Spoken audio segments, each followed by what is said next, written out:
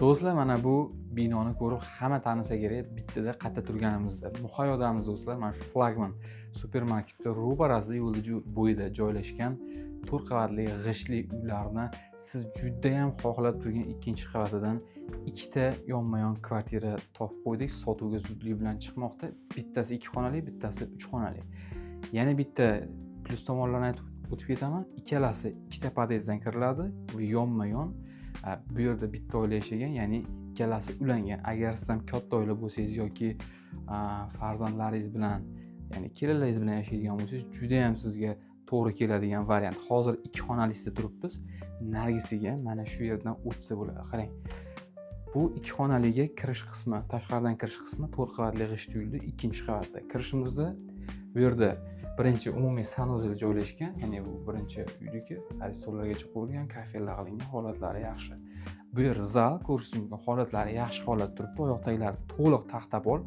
Bu 2 xonali uyda barcha jihozlari olib chiqib ketiladi. Bu tomonda ko'rishingiz mumkin, ikkinchi xonasi mana bunday ko'pa to'shaklar borligi uchun ozgina siqilib qolganga o'xshab turibdi. Ya'ni bu tomon ko'cha tarafga qaragan. Romak va isitish tizimlari to'liq qilingan.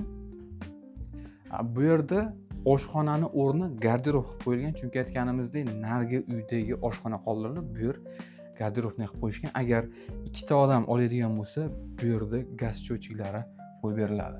Bu tomonda o'zini 3 metrli verandasi joylashgan. Agar siz aynan shu joyni o'zini olib, oshxonani bu joyga ko'chirsangiz, narigi xona sizga 3-xona vazifasini o'tashi mumkin.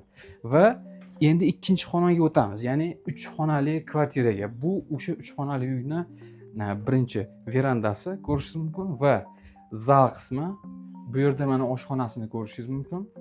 Bu yerdagi muzlatgichdan tashqari barcha jihozlar qoldiriladi. Mana konditsioner, televizorlargacha mavjud. Mana bunda yumshoq mebellar, oyoqdagilar to'liq taxtapol. Mana bu yer tashqari podyezddan kirish qismi va umumiy sanuzel joylashgan.